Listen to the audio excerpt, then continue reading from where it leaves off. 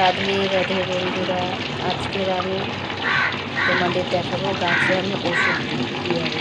যে জলের বোতলে 1 লিটার জল ভরে নিলাম, এবার 10 ফোঁটা এই ওষুধটা দেবো। যেখান দিয়ে গাছ কিনেছি সেখানেই ওষুধ পাওয়া যায়।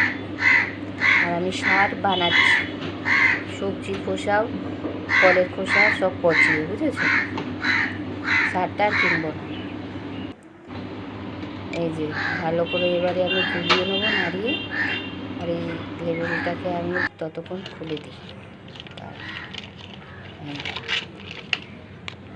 ওদের কাককে খেতে না দিলে মাথা খারাপ করে দেবে, ডেকেই যাবে। খেতে দিয়েছে, এখন চুপচাপ। ভালো করে বোতলটাকে আটকিয়ে নিই। এইবার দেখাচ্ছি তোমাদের এরকমভাবে স্প্রে করে। এই যে দেখেছো, টক ভেন্ডি গাছে প্রত্যেকটা ডগায় ডগায় টক ভেন্ডি ধরে গেছে। এই জন্য গাছের পরিচর্যা না করলে হবে বলো? আমি পশু পাখি গাছ এই নিয়েই আমার সময় কেটে যায়। গোপুসোনাকে সেবা দিতে, মালা জপতে, আর কি চাই? এইভাবেই সময় কেটে গেলেই হবে। এই যে আমার টক ভেন্ডি গাছ।